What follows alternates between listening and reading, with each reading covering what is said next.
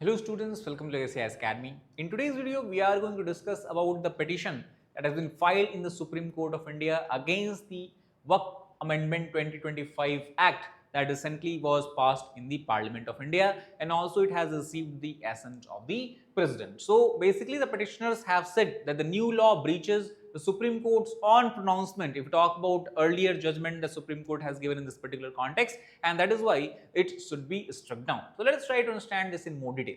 Now, several petitions have been filed in the Supreme Court, and it is expected that more petitions will follow in different high courts of India as well. Now, this particular petition is filed by Samast Kerala Jamaitul Ulema, which is represented by the advocate Zulfikar Ali. Now, in this particular petition, it has stated that the Waqf Amendment Act 2025 violates the court's own pronouncement of a once a Waqf, always a Waqf kind of dictum it has dictated earlier. The deprive, basically we talk about this particular act, they have claimed it deprives the Muslim community of the age-old tracts of the Waqf land or Waqf property that it had control over, and because of the passage of this law act, or when it becomes a law, it will facilitate the conversion of the Waqf properties into private or government property. So this is something which has been objected by the petitioners. Now, before moving into video about detail, let us try to understand what does the term Waqf mean. Now, if we talk about the Waqf, it basically refers to a permanent dedication of either movable or immovable kind of property that is given by any person for religious purposes, pious purposes, or charitable purposes, and which is something also is recognized by the Muslim law, and largely if we talk about it is nothing but an act of philanthropy. So, such properties are referred as Waqf property. The person who donates such properties, whether movable or immovable, as we have discussed before, is referred by the name of Waqif, while this process of transference of property or this entire system itself is called as Musroot ul Khidmat. So, it has been practiced, or it has been practiced in the Islamic world for many years, and also to basically manage it, the properties that the Waqf property talk about, to manage this property, a statutory body was created by the government of India under the Waqf Act, which is a subsection of the Waqf Act 1995. So, the Waqf Board or Waqf Act, that is the main body responsible for governing or managing the particular property related to Waqf. Now, if we talk about this particular amendment, so several amendments were introduced here, and a lot of them basically we can say all these amendments were finally made part of the bill and was passed in the parliament. So overall, many of the petitioners have suggested that it will create the possible higher extent of government interference in the management of the Waqf property. Basically, they have said that it gives the government a handle to both regulate as well as manage the properties, the Waqf properties, and the power to determine that whether a property can be classified as Waqf or not. Now, if you look at the section 40 of the act itself, the government has said that it is widely misused. The reason why they have brought so many amendments and it has been passed is, the one reason the government has given is the wide misuse of the many of the original act, and many times the private properties are declared as Waqf property, and that causes legal battles and unrest, and that is because the government has no say and control over the determining the property. So this is something that has to be changed. That is why they have amended the law. Second is, when the law was when the bill was actually introduced in the parliament for the first time, then it was referred with several amendments to the joint parliamentary committee, and basically the two major amendments, if you try to understand here, the first was that the deputy commissioner earlier will be replaced in the dispute resolution process with the more senior officers of the state government. That amendment was also introduced in the recent bill that has been passed. And the next, which is the most important one, which the petitioners have objected about, is to remove the concept of Waqf by use. Now, as per the amended act, it clearly states that for any property to be classified as Waqf property, there is a need to be a valid Waqfnama. Valid Waqfnama, simply we can understand, is a process. Suppose when a philanthropist is transferring his property as a Waqf property, that means there should be a valid document that will record the transfer. Now, if you try to understand why petitioners have said that this is a bad idea, because as we have discussed, the this what you can call as the process of classifying properties of Waqf has existed historically for many years. So, in the earlier time, suppose that we're talking about the 17th century, 18th century, most of the transfer by was just of oral nature. There was no such valid document that has recorded transfer. So because of this, now all those properties that were transferred earlier and just have oral record can lose their characterization as a Waqf property. So this is what we mean by the term Waqf by use. Now the petitioners have argued, and they have also taken into consideration the earlier judgments of Supreme Court. The most importantly we talk about is the 1954 judgment, that is the Ratilal Panachand Gandhi versus the state of Bombay. In this case, clearly the Supreme Court has stated that transferring the control of any religious property to a secular institution is an infringement of the religious and property rights. So, if suppose under this particular amended act, if the property that has been a Waqf property for many years, if it is transferred to secular authorities, that will be against the judgment of the Supreme Court that has come in this particular case.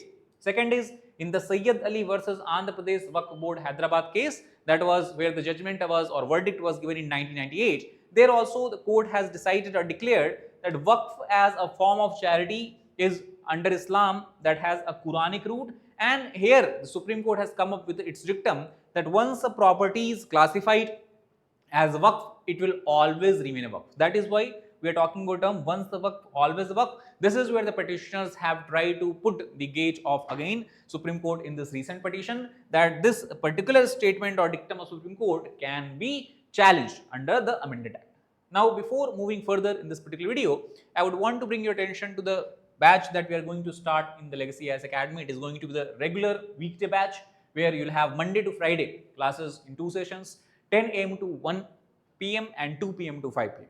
In this particular course, we are going to ensure that you have a comprehensive preparation of the UPSC right from the prelims to the mains and then even to the personality guidance test for the personality test and the interview programs. Now, since the beginning of the class itself, you will also be having a frequent class test. So, you are able to gauge the extent of your preparation, where you are lagging behind, which are your weaker subjects, which are your stronger subjects, and based on that, you can streamline your preparation. You will also be ensuring that you get your basic strong by providing the NCERT classes, and then we'll further move the advanced classes as well. You'll have the access to the mains writing program, mains guidance program, where you can write the answers and get it checked by the faculties and the mentors. Now, we have a strict policy of the 40 students per batch. So, if you lose a chance and are not able to get admission to the 70th April batch, you have to wait 1 month and then you can get admitted to the May 12th batch of 2025 with same features as such. For students who are preparing for this examination along with their jobs,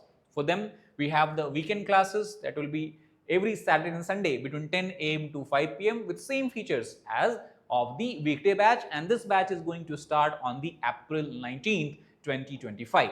And in last, for those of you who are going to write this prelims examination this year itself, which is just few weeks away from now, you can then enroll in the free All India Prelims mock test, attempt the test, and you can then check and analyze your progress. For any further information, you can give a call to the number that is mentioned here, 960690004.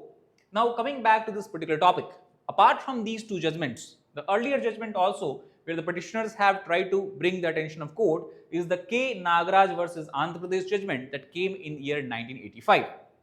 As per this particular judgment, Supreme Court has held that any amendment which nullify the objective of the original act or statute could be struck down as ultra-virus or unconstitutional in nature.